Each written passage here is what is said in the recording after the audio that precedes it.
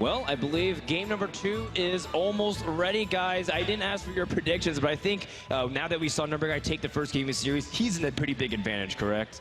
You know, he's at an advantage. It is true, but Handlock can kill everything. Like, Handlock is one of the strongest decks in the entire game. If he can take out this Zoo deck, it's still going to be tough, but he absolutely can get 3 kills with the Handlock deck. Warlock, that's why you're talking about how often it gets banned. It is so powerful, it can kill everything. All right. My prediction is if NumberGuy is playing Zoo versus Handlock from DTwo, Warlock is going to win the next match. Okay. Wow, you went all out there. You took a lot of risks with that prediction. Ooh, very edgy and unpopular opinion, Mitch. I like it a lot. I believe the game is ready to go, so let's see if D2 can equalize, or will NumberGuy jump out to a 2-0 lead. We will see. It is time, guys. Big audience already, by the way. That's right. Everyone's here is excited. You guys like Hearthstone out there? Okay, just checking. Yeah, this is Hearthstone stage, so. All right. A Leopardome. Hey, look at this opening hand. Not too bad. Immortal Coil. Oh, he might throw back the Iron Beak Owl.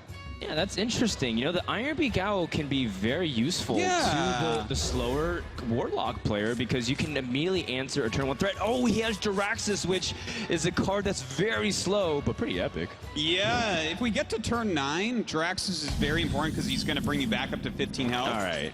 And he draws into Iron Beak Owl, which is how Hearthstone works once you throw a card away. Yeah. On the other hand, like Handlock, even if he doesn't have good cards at the beginning, he will be using Glyph Tap for the next couple of turns, like at least 2 or 3. So he can improve in time. But this start from Zoo, oh man. Well, you know, it's pretty sick. You toss out your owls, they always come back to you. Man's best friend, right? Is that the saying? That's exactly what they say.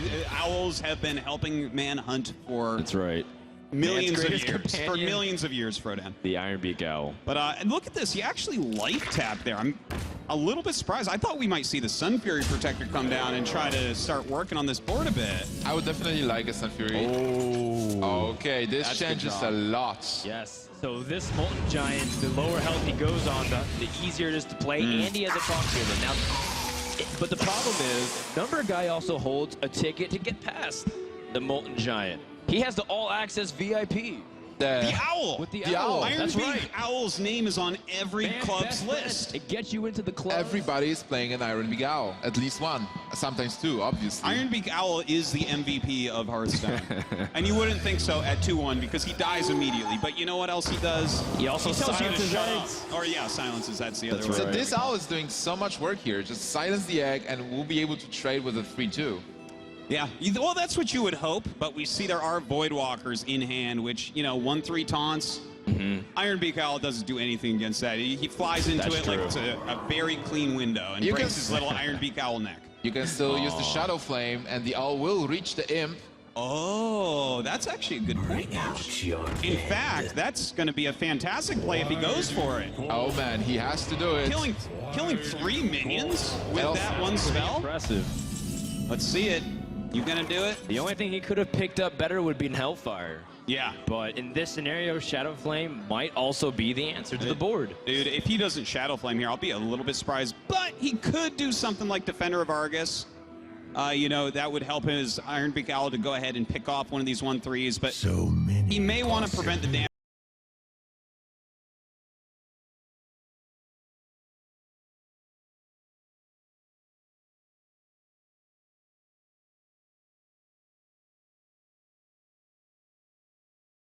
What are my other plays? What's the best line that I can take to come back in this game and win it in the end? Well, wow, that's a really nice draw to pick up, but his hand's a little bit awkward to get through. Yeah, it's going to take a little bit. This game not going to end too quickly here, it looks like. But strong cards in NumberGuy's hand here. First, though, he has to get through this Owl, which, well, that's never that hard. Love is such a powerful card against Handlock, against any deck in particular. If you have the board, if you have advantage, just play Lothab and lock down their hand. They won't be able to play spells. They can still play minions, but you get a 5-5 that's not easy to remove.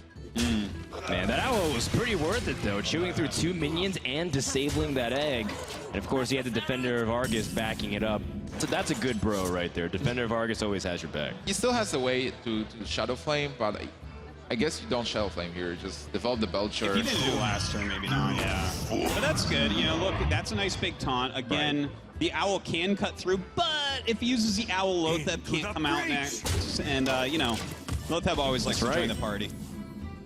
All right, another Nerubian egg is not exciting at all, but he still has both Lotheb and Doomguard.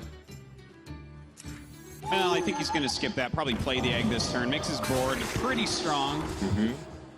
But then how does he... Did he just leave up this board and play, or doesn't really play around A or B? wow. Now he's going to face. And so he's not respecting Molten Giants at all, and you can see that Molten Giant is an 8/8 for 0. Dude, that is so big, and he has a Taunt Giver in hand. He can go ahead, play the Molten Giant, give his 2 biggest minions Taunt, and, I mean, even clear stuff off the board. He's got everything going for him. He has a full board clear, in fact, if he uses his Soulfire and Shadow Flame in tandem. Yeah, that's true. Sludge Belcher still has Taunt. Oh man, this is such a powerful turn. Just cleared. Blizzcon, this is Handlock. Draxus actually automatically goes out with Soulfire. We already know that. It's, well, how do you get past this one? Lotheb tries to disable the turn, but that's perfectly fine. Oh, Another man. D2. So much damage incoming. well, D2 has to be feeling pretty good about this, guys. He's got everything he needs and then some. How do you even come back from here? Like, you had so much damage, you had an advantage, you had a full board. No, I don't even. Suddenly. I don't think you come back from here is the answer to that one, Nimsh. Can he do something with a Leopardon? No, I think you don't even play. I think you play the Doomguard and then Life Tap for a Soulfire. But, well, it looks like he wants to sacrifice this in. That's it? Is that it? No, okay. Yeah, his opponent still has only 13 damage, needs 4 more. But he can just still stall for time. He's not in any rush. He has the biggest creatures, and he's going to put NumberGuy on his last remaining turn. Siphon Soul the Leopardon. Worth it. The value is real. The value is real. Right. Harvesting. And that looks like that's going to be it. We're going to have this series tied up right now, 1-1. Wow. Warlock taking out Warlock Nimsh. The Warlock wins. A brilliant suggestion by you, a brilliant prediction that Warlock would win that game. That was a tough one, but I did my best. And that's all we can ask for. As these 2 guys sitting by a big fire, by the way. They have to be careful not to get too close to it. It's very toasty in there. Right. But yeah, that was a nice little series there. And now the Handlock, having won that game, Handlock is so scary, as you saw. Like, if you get the right draw, and you oftentimes do because you're drawing so much off of that Life Tap hero power, you can do amazing things. 0 mana Molten Giants. Yes. 0 for an AA. We were talking about how 1 for the 3/2 Flame Imp that damages you is really good. I would make 0 for an Yeah. AA. Handlock is scary, you're right. For Halloween, I dressed up as Handlock, and I went knock knock, and they said trick or treat, and I said, Molten Giants! I just completely scared them off, and every kid in the neighborhood did not want my candy anymore. Did he life tap out of fear? What? Like, you just... Did he life tap out Yeah, did they laugh fear? out of fear? Or like, you know, sap you? Okay, I went as an Iron Beak Owl, and you guys are going to be quiet now as we figure out the next deck that's going to be played. It looks Hunter. like... It does look like he is choosing Hunter, in fact, and Hunter does pretty well against Handlock overall. I would say it's pretty close, but Hunter favored a little bit. Yeah, I'd say so too. If you have the advantage to be able to do direct damage to the control Warlock player, they'd be able to just finish off the game despite the fact that taunts. Arjosis, why are you laughing at me, man? I love this. This is so much fun. I hope you guys are enjoying some awesome Hearthstone. This game has just exploded, and I couldn't be happier than commentating it right now with you 2 guys. Yeah, this is so much fun. But let's talk about Hunter for a bit, because we kind of missed it. Like, Hunter was banned for D2, and NumberGuy has still Hunter available. And this matchup is originally it was really good for Hunter. So with Hunter against Handlock, Handlock needs to life tap to get the cards, so your health was going down, then you're getting the cards, and you try to have taunts. But Hunter has a very strong hero power, steady shot, just deal 2 points damage every turn. Yeah. So you deal as much damage as possible, and then you finish Handlock with kill commands, with steady shot. Right now it's changed a bit because Hunter slowed down somehow. Yeah, it's not as aggressive as it used to be. You know, it's a little bit slower now and is, for that reason, better against other control decks like Warrior and sometimes Druid and stuff like that. The Savannah High mains are hard to get through, but, you know, what you said is very important. The hero power, like, in fact, you want the Warlock to use his hero power. Because you don't really care that much how many cards they have in hand a lot of the time. It's more like, well, every time they use their hero power, they take 2, and then you use your hero power and they take 2, and that's... NumberGuy knows, that's 4. It's That's 4 right. every That's time. Working 2 against 0 because they're killing one person really fast. I believe Game 3 is almost ready to go, so let's see if NumberGuy can turn the tides and take the series lead, or will D2 win this game and perhaps run away with the series? We will see in just a moment here.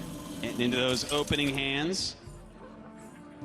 Very tense situation for these guys. Right. Some of the players also watching intently, Green Sheep, Rainy Hour, etc. Of course, they'll be cheering on for who they're rooting for. We're going to start off with a very quick curve for the Hunter player. He has Web Spinner and Loot Hoarder. And Kill Command is one of those important cards that you do want to have against the Handlock player. That's right, but you want it a little bit later in the game. This is like kind of quick for him to be using. You want minions. You want to have as much pressure as possible. But on the other hand, D2's hand is fantastic. Ancient Watcher, Iron Vigal. That's a dream hand. Although, do you want to keep the Twilight Drake? Because you're gonna, it's dependent upon how many cards you're holding, right? And you're often not gonna be holding many cards. Yeah, but still, like for 4 mana, if you play it as a 4/4 or 4/5, it's a good creature. It's I think it's an okay hold. You don't want to draw something like a Mountain Giant. You know, it's just too expensive. You're never going to get it out. So I'm okay with him keeping that. I think his hand overall very nice this game. NumberGuy will be very sad if he sees Iron Beak into. All right. That's the power of the owl. You can silence your own minions. That's right. And your co-cashers when they make bad jokes. That is a fact. And once again, kind of being the MVP here, allowing him to take out one of these dudes. And now we get to see the Iron Beak Owl possibly just fall down and die. Undertaker a bit late to the party. Did he want Leok there? I don't feel like he did. No, Leok is generally the worst one to get. Makla. This card is bananas. This is kind of funny because if he plays that next turn, it's going to power up Twilight Drake. That's true.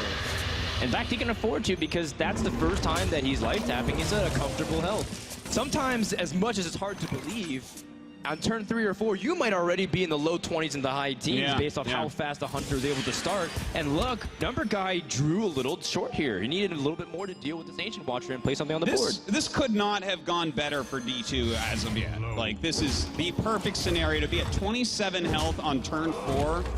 Like, that doesn't seem like a lot, but against Hunter, it oftentimes is. It seems like D2 is an aggressor here. He is dictating the rules. He is trading with minions and attacking phase. And look at that Ancient Watcher. Like, normally the card is just 4/5 blank. It doesn't do anything. But here it was able to trade with 2 minions and deal 4 points of damage to hero. Yeah, and the bow hit as well. We got to take into consideration that would have been 3 damage right to his face. So it's worked out fantastically. If we look at this hand, it's like everything he would ever need he has in this hand. It's so awesome for him. That's right, and he's even up on cards. Normally, if you can be in this position with that much health and that much firepower, you're often holding 3 or 4 cards, but he's already at 6 and will pick up his 7th the following turn. D2 is in a wonderful spot. Savannah Jaime, one of the best minions in the game, but there is Siphon Saw. Oh, and even Faceless. Well, I don't know if you use Faceless here, to be honest. I think you're using this Siphon Soul. You don't want this Savannah Jaime to stay out. A 6/5 is just too big, and you have an opportunity to remove every beast from the board. And this is really important. The beast type of minion is super important for Hunter because it triggers kill commands, it triggers Houndmasters, and as we can see, both are in his hand right now. Yeah, but you still have choices. Instead of using Siphon Soul, you can just go for face. Like, D2 is so much ahead that he can be an aggressor here. He does choose to clean up all of those beasts for the time being. Smart. Yeah, you don't want to give any beast energy, especially because the Houndmaster there. He's just sitting there idling. Yeah, that Houndmaster a little bit useless right now. He's just a 4/3 for 4 mana, and that is not good value at all. You can still play the Makla and then buff it, to have a 7-7, but you are giving bananas. Right. You're giving ways for your opponent to strike back. What do you guys, like, I hate using kill command on minions. What do you think about, like, Mukla freezing trap hero power? I feel like that's, like, pretty good. That might be good. Yeah, that might be fine. I really want to see the of freezing playing trap. Mad Scientist develop more tempo as well. We're going to see a Leperno. Okay, so Okay. an interesting choice. I think it's okay. Like, you want to keep the kill commands to actually kill him with, because he's going to have big taunts, but when you play King Mukla, you want there to be nothing on the board for your opponent. Yeah. Because you are giving those bananas. Bananas are +1/+1 for the creature. And a good source of potassium as well. Yes, they are. Thank you, Dr. Artis. Yeah, no problem. You know, interestingly enough, there are ways to deal with King Mukla too. If your opponent has the big game hunter, they just double banana and then snipe it down. So it's actually a very unfortunate situation. D2 didn't have that perfect scenario. Well, now we're in this situation that's kind of interesting. Like, do you play your freezing trap? I think you can For still. 7 mana, or you can play Houndmaster instead. Yeah, you're totally allowed to go ahead and do that, and he does, in fact, go for that. You lose 7 damage killing off this Lothar. Yeah, I don't know that I can get behind that, to be honest. That's really tough. The thing is, he can turn into a 7/7 with the bananas, or if there's a Hellfire, everything can get cleared. So I understand why he's thinking this, but I think you have to go to face with this. I think if NumberGuy doesn't go to face here, he is going to end up really being in trouble. Oh. Well, you know, if he did, he put his opponent down to 15, and that gives him room to play those Molten Giants, which are so nasty because the Hunter doesn't have an ability to deal with it. Yeah, but now it's like really easy to clear the board. Yeah. So how are you going to win from those positions if the board gets cleared? He was saying, I'm afraid of the bananas I have in your hand, but when he was being afraid of the bananas, he fell and slipped on the banana like a cartoon cat with this Hellfire just clearing everything out. Oh man, that was a tough clear. Rough. Well, at least NumberGuy got a secret off of that Mad Scientist. We don't know which one just yet, but he does have something for his losses. And a pass from D2. Okay. He gets a trap. He won't be able. Oh, he can actually play both of them. So, he's his explosive trap. It probably is explosive trap. You're right. Wow. Okay. Well, that's extra damage that can go to face. So he still has his chances in this game, but this is looking really, really rough. Like, if he had gone to face with the 7/7, the Molten might be out, but the Warlock would be down 7 more health, down to 8 health right now. And 8 is something that's kind of easy for Hunter to get done. That's right. So Headlock is just going to develop the board, and he still has Jiraxis. If something happens, he can heal up to 15. Oh, I mean, how long do you hold on to your axes? Is it your heal back to up to 15, or is it a move to win the game? Well, if you are going to play it and win the game, you can do it. But first, you have so many good cards. Whoa! That's a nice top deck. That's an auto cast right there, man. Ooh. You set that creature to 1 health. It doesn't matter how much attack it has. You're able to take it down with just a lowly spider. That's right. And now you get 2 spiders, because that's what spiders do, and that's why they're so creepy. Oh, God. But they are not beasts. No, they certainly are not. They're the ghost spider. Yes, he just keeps getting these huge taunts out. And the thing is, he has Jiraxis behind this to heal up with as well. Do you buff the spiders with bananas just for fun? You know, I think you can buff one of your own minions. I don't think you're that far ahead where you're comfortable giving your opponent help to kill you. Look, if he buffs one of his opponent's spiders, he gets 10 out of 10 on his BM rating. That's right. That's for sure. Does he want to impress the judges, or does he want us to go for the win? In my opinion, you should be impressing the judges. I love to be impressed, but, I mean, it's up to him. I think he also wants to debate what secrets there are. There's 2 up, and if he can activate one of the snake traps, he can use his Shadow Flame to clear as well. So he's trying to kill 2 birds, or 2 snakes. Or 3 snakes and 2 spiders. With 1 stone. With a Defender Vargas and then a stone of some sort. The other secret didn't pop too, so there still is 1 up. That should give him confirmation that this is explosive trap. That's right, which kind of makes me surprised that he threw away the 2/3 and not the 2/2. Because now with Explosive Trap out, he plays the Freezing Trap, and both of them will trigger. Both these minions are not going to be really doing very much. Unless he uses the banana. Into the breach! Feed him a banana! D2! Will, he doesn't feed the banana! He's just saving God. the bananas to finish the game with them. All right, well, I think he realizes... See the oops? That was a mistake. All right, well, Time for contingency plan. Jaraxxus. Well, that's going to be Is that Eridar Lord time? Or do you face of the Burning Legion? Yeah. Is it? I think it is. It's the Burning Region or Legion. You face Jaraxxus. Rifling no. Oh god, there he is. He's got 2 Soulfires to back this up, by the way. So it's a lot of damage. And you know what? You can just have this this Twilight Drake as the impassable wall. Yeah, you can attack for days with that hero ability. You know, his hands do a lot of damage. Oh wow, here. another Hunter's Mark. Man. Okay.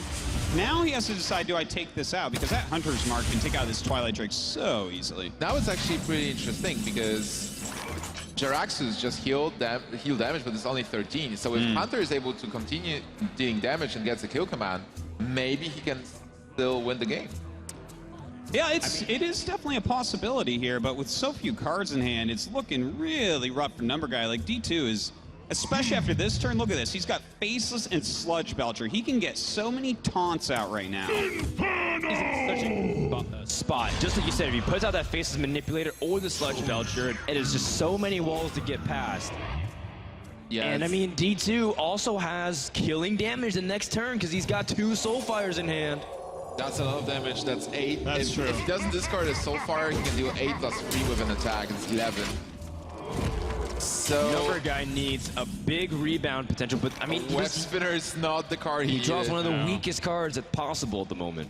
Yeah, I mean, the best he can do is play his Web Spinner and kill off this Drake, and that's just not what you're looking to do. that's game. Well, Wait, it wait, depends. It depends, Nimsh. Yeah, If let's see. Soulfire discards 9? the other Soulfire, but I think you go for it, right? This Oh, is he's an opportunity to definitely win the go game. for Whoa! Now that does seal the game right here. This is game. But does he want to conceal that Ragnaros? He doesn't have to show it. That's information he's giving his opponent for the following game. Well, it looks like he is going to play the Rag. When you attack the Spider there, I think that tells you all you need to know. So, Sure. looks like he wants to go for it, and Well, it's definitely not good to There's rush. a lot of ways to do this. yeah. Okay, so he pops a freezing trap. There are no more secrets available. You will have to play Ragnaros then Alright. to finish the game. Now, do you create an Infernal before you end the game? Or do you That is the Soulfire question. again? Is Do you it PM? Soulfire again? No PM, and Ragnaros is going to seal the game. Wow, a strong victory there for D2. Oblivion. And that handlock deck showing what we were talking about before. You can just beat anything with this Wow. deck. It's crazy. But another crazy deck awaits. Miracle Rogue, another deck that can kill absolutely anything. Or can lose versus absolutely anything. That is a fact as well. Against Priest, it's a pretty high order to lose, but absolutely it can lose against Handlock. Handlock is actually considered a good matchup against Miracle Rogue. Yeah. is. The pressure that you can create with really large minions often forces the rogue to use all of their spells, and then they have no synergy with that auctioneer that draws in the rest of their deck. So it's a combo deck that's really oriented upon that one card drawing, but you need the resources in order to make it happen. Also, there is a different strategy even, because Miracle Rogue basically needs time to set up the combo. Like, you want to get a Gadget Stand, you want to get a coin, you want to get to the turn 5-6, and be able to trigger this spell drawing turns, the power turns. But Handlock knows about it, so if Handlock plays his Twilight Drakes early, he can start dealing damage, and at some point, Rogue will be on the defensive, and being defensive, you don't win versus Handlock. No, you certainly do not. It is the best deck at being defensive. So you don't want to out-defense it, you gotta out-offense it. Sounds good to me. The Miracle Rogue wants to turn on the flame. This is elimination game for NumberGuy. He needs to win here, or his BlizzCon journey ends now. Let's go into game number 4 and see if D2 can close it out. All right, NumberGuy needs miracles to happen. Literally. It is Miracle Rogue. He has the Gadget Stand. And he has the coin, and the coin is very important. It does count as a spell and gives you that extra mana, so those are two things that you really, really want as a Miracle Rogue player. Oh man, but look at the hand from D2. Twilight Drake and Mountain Giant. Best hand you can get right there. These cards are so important. Yeah, and very difficult for the rogue player to deal with. Just how do you Yeah. remove that giant? You Well, have Eviscerate and SSH, Yeah. but that's not even enough damage. Well, you still have a couple of turns to draw Yeah. the cards you need. To be honest, both these guys have basically the best hands you can get in this matchup. So we're really going to see, you know, who wins in this situation. Is it the Violet Teacher-based Miracle Rogue, or is it Handlock? Violet Teacher is such an important pickup because Handlock doesn't have any AoE clear right now. He will be going for the minions, but he still has 2 more turns. Well, he draws into a sap as well. That's actually a nice draw right now. So do you coin your Violet Teacher? Wow. Maybe, you know, saving the coin for your Gadgetzan Auctioneer can be very good as well. I'd actually like to see him just play the Earth Ring or the SI7. And I think it's the Earth Ring is the one I'd like to see the most. There is merit to playing the Violet Teacher earlier, though, because it's very difficult for the Handlock player to easily remove it. That's so true. it does have a minion that sticks. You may be able to respond to the first creature and then get some other things out, but I think you're right. Saving the coin is extremely valuable to the Rogue, especially compared to other classes. And you can still, oh my god, another Mountain Giant. That's so much damage. Well, ooh, that's a good draw right now. He can actually end up killing this off, but I think he's going to want to use his dagger charge for sure here. Do you can maybe just play Violet Teacher and even use preparation and sap. Like use preparation aggressively to set up a board. But he's going we'll use his Gadgetzan instead to go for some card draw. He's going ham, guys. I like it. Gadgetzan already out. I like it as well. He will be able to draw so many cards and just cycle preparation, which is useless without Gadgetzan. That's right. Absolutely. And look at this. He does get to remove this. Really doesn't lose any cards there. The power of Miracle Rogue. That is just, what a crazy turn he has on turn 4 with that coin. And D2 can't deal with it. Well, the only way you can do is silence it with the Iron Beak Owl. And once again, the owl shows his worth. And you have to deal with the Gadgetzan. You just can't leave the 4/4 on the board and let your opponent to cycle through all his deck, like through all the deck. But there's ways around it anyways. NumberGuy can still draw and take board initiative with this Azure Drake. And this is what Miracle needs. He needs to get ahead of the Handlock player before they can get the threats out. Because now, any spell that plays gets amplified by that dragon. Yeah, and look, he has all these big bodies on the board. This is, like, really difficult to deal with. But that Soulfire was an excellent draw, Yeah, he needs the Soulfire. And it should be running right into that Azure Drake. Soulfiring Azure Drake is such a delicious play. A 5-mana creature being dealt with easily with a 0-mana spell. Yeah. Pretty nice. So, Blood. I mean, Wow. there's plenty of things here as well for NumberGuy to do. I mean, look at all these different combos he can actually go for. The Cold Blood onto this 4/1 to kill off this Giant. Already he's dealt with 2 very hard to deal with minions. And he keeps the board, so NumberGuy is able to push with, like, you want to establish a board and deal with the threats. And when you have the board, you can make the push and go for the win. Well, D2 introduced once again with an interesting choice between Sludge Belcher and Mountain Giant.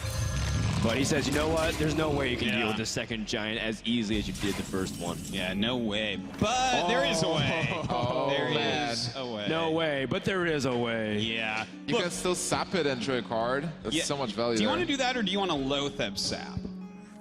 Because you're at the mana now where your Gadgetzan will be taken care of no matter what. Like, he will kill it the next turn if you don't do this. I like Loatheb Sap because you are able to attack this turn, and you know that nothing scary will happen. Like, the opponent won't clear this board because of Loatheb power. It just gives you so much to deal with the next turn. So let's see what he ends up going for. This is actually starting to look pretty scary for D2. Yeah, and his only line of defense is that Sludge Belcher. Remember, he discarded one of his Taunt Givers in the Sunfury Protector, and D2 already looked like he stressed. NumberGuy is pretty happy about the situation because he looked over at D2, he glanced at him and said, oh, it must be a bad situation for him. That's I like true. it. He's Using getting that the information. tells. He's looking at his face and saying, oh, you look sad, and that makes me happy. And isn't that just the spirit of Hearthstone right there? Absolutely. That's why Loatheb is such a powerful card. You can just snowball from there. It's just you play it, you attack with whatever you have, and then you know that you will be safe next turn as well. Yeah. And he has that sap for whatever is being played by D2. That's true. It's like free turn, and then you go for it the next turn as well. So much damage on board. Like right now, we see 11 damage just sitting there. And more damage can just pop right out of the woodwork. And 10 points of damage is not that hard to get for a Miracle Rogue. So D2 might think he's staring at a possible lethal next turn. Yeah, absolutely. It could be. You know, sometimes these Violet Teacher rogues can be a little bit slower, and he already used 1 Cold Blood, so he's probably like, oh, he's gonna oh my God, Ragnaros. He needs to hit one of these big creatures. Oh, the 1-1. Just that was the biggest 1-1 I've seen in this tournament. That is a good apprentice. Oh, man. He took it for the team right there, guys. All right, so Wow. what NumberGuy can do here? He's shivving Ragnaros, implying that he doesn't want to sap it. Well, I think he should sap, though, right? Like, I feel like sap is pretty awesome. Like, removing it, I guess, is okay, but if you sap it, it's the same as removing it because he will never play this rag again. He will not have time to play it again. He didn't have the guarantee of being able to draw cards and be able to sap, but now he does with the preparation. So he can still draw 2 more cards here, or he can remove with his SI7 agent. I think you still remove the Ragnaros, just deal a couple more points Save of damage. that sap a little bit longer. You have to be mindful of the Molten Giants. You don't want to deal too much, but you want to set up yourself to win in a couple of turns. Well, then do you hold on to it and just weapon up, or I think you Farseer can is attack? fine. Looks like he might commit to the board. Okay, I like the weaponing up here, to be honest. If you commit like so many minions to the board and he does have a Hellfire, then suddenly he's very happy to use it. There's no Hellfire yet. Shadow Flame is a clear. Yeah, it may be one that he has to do, but that will use up all of his mana. He can't really play anything else. If he goes Ancient Watcher, Shadow Flame, well, that doesn't even do it, right? He'd have to use a Giant. Yeah, it seems like he is 1 mana short or 1 card short to be able to play a Mountain Giant, Ancient Watcher, and Shadow Flame. Yeah. Well, you could Mountain Giant, Shadow Flame. Like, this board is very scary. How safe does D2 want to be? He's got to leave himself some way to win the game as well. Well, he still has like a lot of minions. He has Molten Giants and a Faceless. do you have the flexibility, health-wise, to remove a minion with Siphon Soul and play an Ancient Watcher to try and set up for something next turn and just say, all right, well, maybe I'll take a little bit more damage. Molten Giant might become a little cheaper. Yeah. And then, you know, hopefully you just don't kill me when I'm at 19 health. It's a little bit... Oh, Hellfire. Okay, he is going to remove everything. He doesn't trust his opponent. Yeah. But to answer your question, I think you still have flexibility to do that. Because you just seen Miracle Rogue just killing a Ragnaros instead of going for face. So you can probably risk it. Now, taking a look at this board, guys, like, and the hand that we have right now for NumberGuy, yeah, he has some 0 mana spells. He has other spells as well, but these aren't spells that you just want to cycle through gadgets on. Like, he wishes he had a Shiv right now. A Shiv would be amazing, but what he has, like, it's a gamble. If he places gadgets on, he might not be able to protect it. I still think you go for it. You think so? Passing the turn is not optimal. What do you think about maybe attack, re-dagger, and Earthen Ring? You're giving Is up it too weak? You're giving up a lot of initiative on the board, and you still have so many cards you want to draw through. All right. He's thinking about healing his opponent to put him out of Molten Giant range? And that's not BM. What? That is creative. Or is that BM or is it not BM? No. He's obviously trying to play around the Molten Giant, which we know D2 has. And you know what? He can't play both Molten Giant and the Sludge Belcher. He has to make a choice. Double Sludge Belcher is still a very powerful turn. Yeah. Well, you know what? It kind of worked out for him to get the 2 Sludge Belchers out here because he can actually deal with these pretty darn easily with this gadgets on. This is not going to be hard at all for him to clean up this board. Oh, yeah.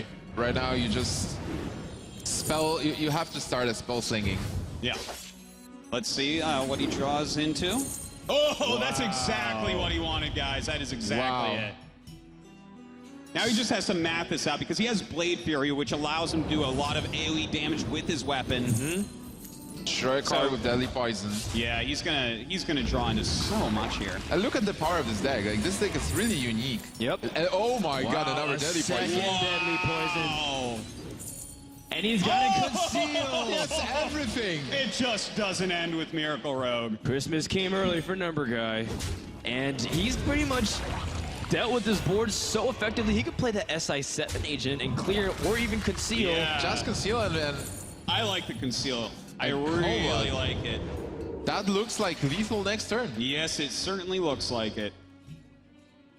Well, we'll see what his opponent can do. Does he draw into something that can actually remove this Gadgetzan Auctioneer? That's, you know, he does have the Hellfire for the other one, but that deals damage to him. And no, I mean, he doesn't have the cards he needs here. Does he have to life tap and hope for a Shadow Flame? You want to know something cool, Artosis? What?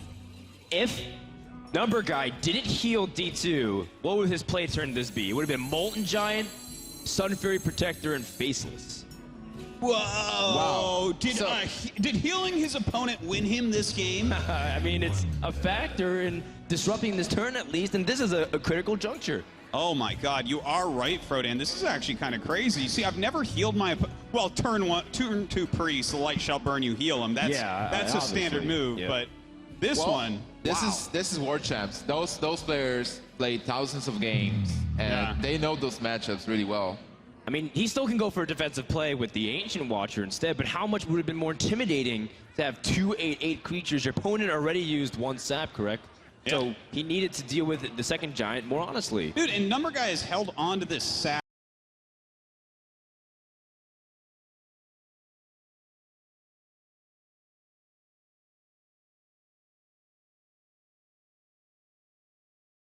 in a hard spot here. NumberGuy has just had every single answer he could ever want. It's a really hard spot. I don't think he can do anything here. If he plays a big taunt, it will be sapped. And he knows his opponent's holding a 5 damage dagger. He needs to go defensive, and this Ancient Watcher is his best chance, along with the Molten Giant, to stay alive. We know that NumberGuy has it. He fist pumps. This series will be tied up. NumberGuy did count his numbers. He's just going with the sequence now, sapping the Molten.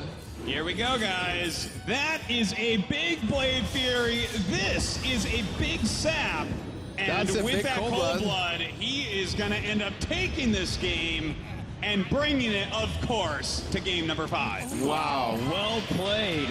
And D2 is going to have to turn to another deck here. His Priest deck is all that remains to advance to the next round. And that's a very bad matchup for the Priest.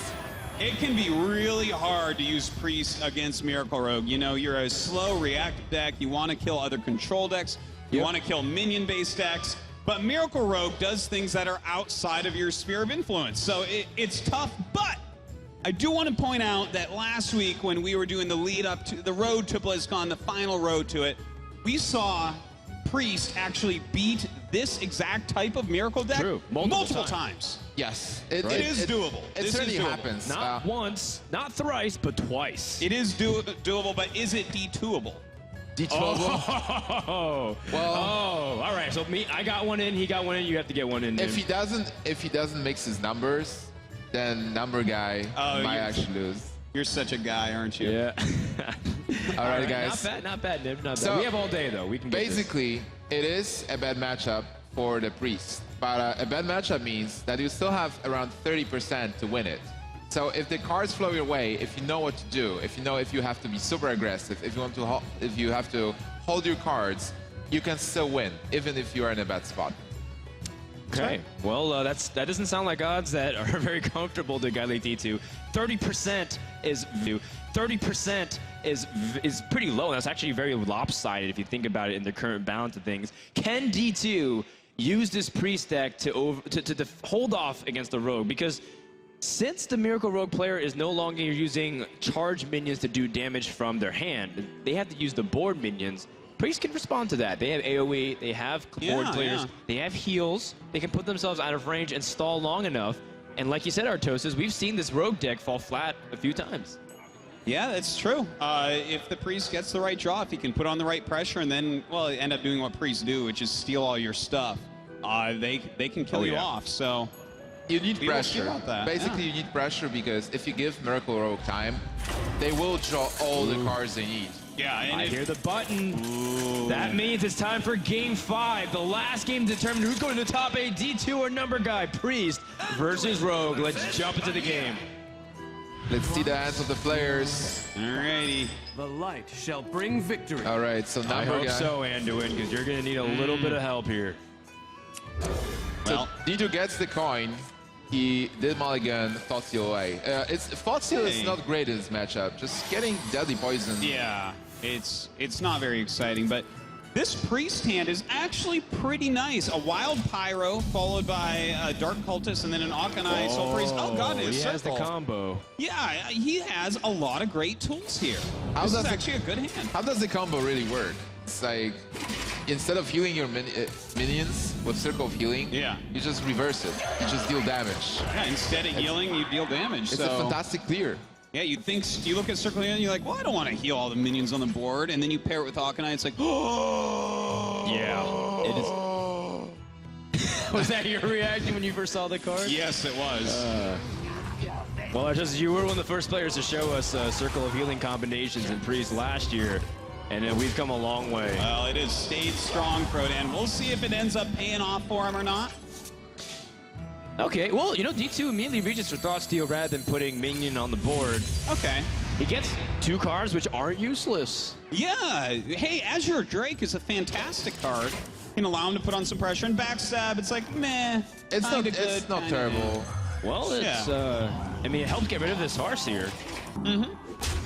Can you really complain about that? Yeah. You can actually coin out the Azure Drake and use backstab to kill the free. Absolutely. That's a fantastic play. It's quite nice. What is your opponent going to think? It's like, oh, he's playing Azure Drake and backstab in a priest deck. No, you know your opponent stole it from you. The mind games are real. I would hope so. Well, he does use that. At least he knows what the Mind Steal got. Sure, that's right. You know, it's always a mystery if your opponent's holding on to cards that he took from you. Now, this turn, I mean, it normally feels like the Azure Drake turn, but he was thinking about creatively taking out this Azure Drake just in case. But I think you don't really care as much about that compared to drawing cards. Yeah, and you just developed the 4/4 minion against the priest. Priest, in general, has problems dealing with 4-attack minions. yeah, 4 attack is, you know, Shadow Word Pain doesn't get it, Shadow Word Death doesn't get it. It's in that little sweet spot right in between, so can be a little bit annoying to deal with. All right, so Miracle Rogue still doesn't have the Gadget Auctioneer, which is the key card. But right now, spell power is awesome. This is, Yeah. look at this. He just gets to deal with this so easily. He used 1 card here, total, because he got to draw a Fan of Knives. He only lost 1 card to deal with his Sludge Belcher, developed his board more, drew deeper into his deck. The power of Miracle Rogue shown once again. that's a fantastic sequence, but are we going to see the Circle of Healing here? Whoa, I guess Not not. time it. Okay, I thought we might see Circle that turn, Nimsh. Well, I think he wants to use it against a concealed Gadget Stand Yeah. Auctioneer. You can't really reach a minion that's stealth if your opponent has it concealed away. So at that point, D2 says, I'm going to drop the Alkanai Soul Priest, use Circle of Healing, clear the board. Also, it's a very powerful play you want to save for the future. And Sylvanas, you still have some health. Like, you have 25, so you can use your Sylvanas now. You Yeah. won't have time for Sylvanas later. That's true, but what do you think about sapping her? I would love to see a sap. Well, here. I suppose you draw first before you... Ooh, you sap and you play Van Cleef. You Do you just do sap that it. before you drop? So that way you have a 4/4 minion, or do you play it as a 6/6? If you did that and he has Alkanai, for sure it's going, but I guess Alkanai is still going to have to come out this turn, right? Alkanai is still killing this because he will have mana for the hero power. you're right. Or he still has Silence, All right. if he didn't have the Alkanai. Yeah, but this is the Yeah. Alkanai turn. You have to clear the board. Just play Alkanai Soul Priest, turn into Shadow Priest, a bit like kind of the Shadow Priest, and then heal and kill. And okay, he's going to choose to do this and play the Dark Cultist with it instead of using Hero Power, which is fine. The Silence card doesn't have a lot of targets in Miracle Road. Yeah, and you want to develop the board. You want to be aggressive. And you know what? He's done a good job. If we actually look at this, it looked great for NumberGuy, but now his hand is very lackluster. He doesn't have a whole lot he can do here. Right, we're still searching for the Gadget Stand Auctioneer to draw those cards, and NumberGuy, he's running low on resources after he gets rid of these creatures. If the priest stabilizes, he will be able to heal himself, but then Yeah. you have to kill your own Alkanai. Right now, the hero power is for 2 mana, deal 2 points of damage. That's a powerful dealing damage spell, but But I feel like looking at this hand that you don't have much option. I feel like you maybe have to clear this board, right? Like play that so. Earthen Ring, dagger up to kill the 3/1 with your hero power, and then use your Eviscerate on this 3/4. Because if you don't, he's going to be dealing so much damage to you. He can deal 8 damage a turn to you right now. yeah, I think you definitely have to clear. And your sequence is very nice because then you don't buff the Alkanai Soul Priest. Unless you want to keep the Alkanai Soul Priest on the board so the priest will never heal. That is also... That is a strategy that you can use, but usually it's dangerous to keep up the Alkanai Soul Priest. Just because the pressure that it can put on you is way too much. But hey guys, like we were talking about how this is very rogue favored, and we can see Priest is low on health, but as Frodan and Nimsh were saying, if we don't see him draw into something big soon, he's going to be in a terrible spot. Sylvanas is coming back after the stop. She wants to have a mark on this game. Oh, she already has. Oh man, Not Conceal the is card not you it. need. Still no Gadgetzan, but this is the Miracle Rogue. Like when you get a Gadgetzan Auctioneer, this deck is just fantastic, phenomenal. You use all those spells to draw another card every time you cast a spell. But if you don't have it, you are in trouble basically. What do you guys think about going all in here? Oh God, I think it's too risky. Like you could go for a Cold Blood on your guy and go for a Conceal on him after attack and deal like a lot of damage. But if your opponent has Shadow or Death, which all priests play at least one copy of, you are in so much trouble because they will just steal your stealth minion. If he steals that minion, that might be game right there because you spend all your resources. In fact, that probably will be the game. Yeah. But we do know that D2 doesn't have the Shadow or Death. If he did the brave move, it would pay off, maybe. I think it's like you go all in and it maybe pays off. Is it the risk that you have to take? Is NumberGuy left to this? This is an elimination game and he's running out of time. oh my god, he might have to do it because what else are going to do? Okay, he goes for the trade. He's not going to take that risk. I think this is okay. If he draws in the next 2 to 3 turns, That's generous, Auctioneer. Artosis, because Ysera looks like she's primed and ready to go down. She certainly is, and if you get a Ysera's Awakening off of her dream cards, Oh, that's whatever the you dream. get is good. Oh, That's no. true. Let's see What's what the it card? is. A Drake. Armo Drake is Okay. great pressure. That's just like a giant against the Miracle Rogue. It's really hard to deal with. This is not the card you want here, unfortunately. Still no Gadgetzan for NumberGuy. Just has to continue dealing damage as much as possible, but now it's not that good anymore. Okay, he's going to Conceal. This means he's looking for a big play next turn with Cold Blood. But that's, how much damage is that? That's 7 plus, that's 9 points of damage. It's not quite enough, guys. He has to get cards to draw more cards with. So from here, the priority for D2 is to make sure, like when your opponent conceals, that's an act of desperation. Yes. Like, on a weak minion like the SI7 agent, the 3/3 there. So D2 just has to play very careful. In fact, what do you think about drawing more cards first before you do anything else? Yeah, I wouldn't mind that. One thing I would look at, I'd say, I'm going to heal this turn. You know, another thing I'd say, I want to put on some pressure, but I think, yeah, I love this Power Word Shield. It's so good. Whoa, That's an a important good card. too. Oh, he can gain so much health with that next turn. Yeah, and I think D2 might have found the key to unlock the top 8 for him because that Holy Fire puts it so hard for NumberGuy to kill him. Has to be an Auctioneer. What is it? Oh, it's No, Lotheb. it's the That is wrong not 5 it. minion. It's a Lotheb, and it doesn't change that much. God, this is so rough. NumberGuy in trouble. He can deal. Oh, He's staring at so many dragons at the same time. Sarah. that's a Drake, Nimsh. But Sarah is a dragon. Well, that's The technically a Emerald dragon Drake as well. is a Drake, though. It is like technically a dragon as well. Isn't a Drake a baby dragon? It should be a baby dragon. All right. It should be fine. Why is it more attack than your Sarah? Because Sarah is passive right now. Where's Ben Bro? She's just chilling. Don't look at me, Artosis. I don't question Nibs when it comes to these things. Well, this is such a rough turn for NumberGuy. Like, if he could draw that Gadgetzan, even this turn, he still had a good chance. But looking at it now, this, especially next turn when he gets Holy Fired, because guys, he will get Holy Fired. Unless he plays Lotheb. But he will get Holy Fired eventually, and that will just seal the game. So somehow Priest was able to just hold steadfast and just not die, and right now he has a very significant board. I think if he still had another conceal, perhaps he had a chance to go for it, but now he has to rush damage, but we also know that there's ways for the Priest to respond and put himself out of range. All right, let's see what he does with this. Well, hold on, he's got not a lot of spells that he can really play. But he can clear the board. I think you do. You need to clear. You need to clear here. You can't play Holy Fire this turn. Still a chance for NumberGuy. It is getting very slim, though. He's not out of the tournament yet. But Do you clear by using all of your minion trading down, or can we use Holy Nova here to start putting a little bit counter pressure back on their opponent, or are you just gonna play super safe? I think minions are fine, and you can still. Look, I think you want to heal yourself here. I think I'd sack this 3-4 into the 7-3, or the Acero would work as well. Okay. Both are pretty good. And that hits exactly what you wanted on. Heal yourself, play your Black Knight, sick pressure board still. NumberGuy, I don't even know what he's supposed to draw here. DTwo has lethal next turn, so whatever NumberGuy draws has to win him. Yeah.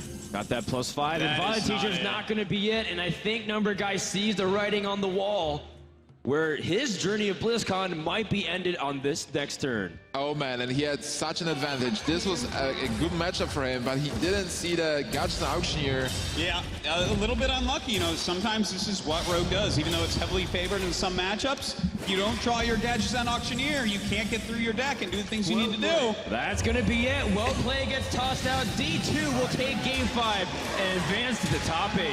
Wow, very well played by D2. Fantastic match.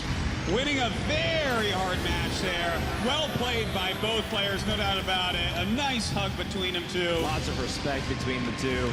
But once again, D2 surprising people. He is in the top 8 representing Americas. That's right. Great to see him go up there in front of, you know, this American crowd, the region that he did qualify from.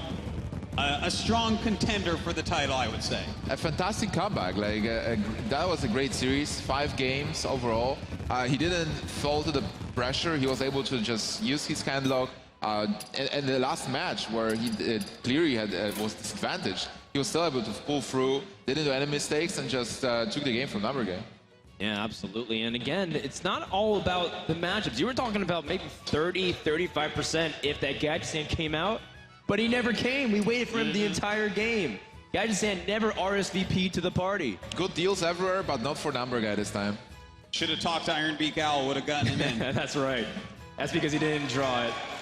Well, you know, guys, that does end the journey for NumberGuy, but he still places top 16. I think the future is really bright for this kid. Oh, absolutely. I mean, he's got a great team in SK Gaming backing him up. He's someone that's already been invited to a bunch of new tournaments. Everyone's like, wow, NumberGuy, he's a serious contender. Yeah.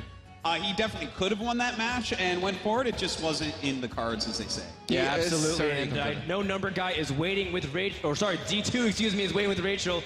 He is the victor of that series. Let's hear a couple of words with him. Thank you so much, guys. D2, an incredible match. You and NumberGuy were our first 2 players here on this incredible Hearthstone stage in the box, looking out at all these players and going to 5 full games. I mean, that had to be nerve-wracking. Yeah. My stomach's literally like hurting from just like the stress of that match. I'm sure I made a lot of misplays. It was really hard to think. It was just so much pressure, and having to win 2 unfavored matchups was really just daunting. And I don't know, I'm like barely standing up right now. So. Well, you did a great job. You're moving on. We're going to see more from you today.